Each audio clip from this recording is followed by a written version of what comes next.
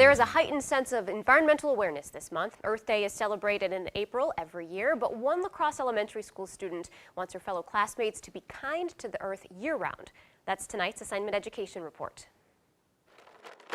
Kids learn important lessons in the classroom, and sometimes they turn those lessons into ideas. It's not uncommon for kids to come in and have an idea and pitch it to me. The principal at Spence Elementary School in La Crosse says that was the case with third grader Adeline Marcoux Smart. We recycled in the classrooms, but we didn't recycle in the lunchroom. Adeline wanted to change that. People were throwing away all those recyclables, like juice cartons. So Adeline wrote a persuasive letter to her principal. I gave her 3 reasons why it was important to recycle, and I told her why I wanted to do it. So I just presented her some of the challenges, barriers that I saw, and said, why don't you go back to your classroom and talk with mom and dad and see if you can figure out some ways to solve some of these. One of the issues involved how she would get an entire school to participate in a recycling program.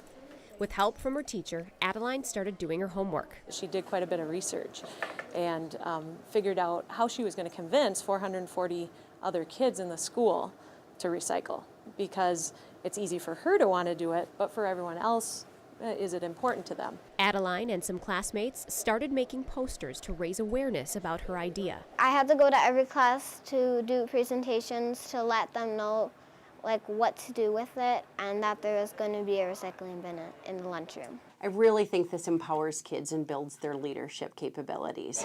Adeline's hard work washed away any potential challenges for a successful recycling program.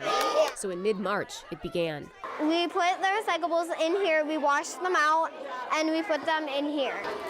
Adeline, along with 9 other students, formed the Recycling Pals Club. We looked through cold lunches and we grabbed things from them if they have a hot lunch. Are you done with your juice? After 1 month of practice, most of the students now know what to look for. Kids are, they're monitoring themselves, and they're looking at their own trays, and they're looking for that triangle and going ahead and just handing it off and not having to have a recycling pal tell them. The idea to keep plastics and cardboard out of the trash, of course, isn't a new one, but the concept has been recycled by a third grader hoping to inspire her classmates to make a change. Now there's less pollution and less recyclables are getting thrown out.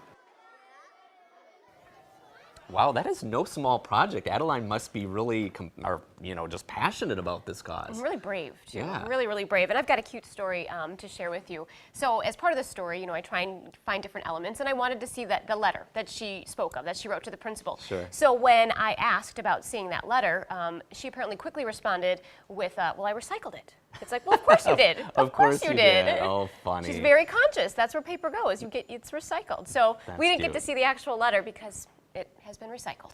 That's very cute.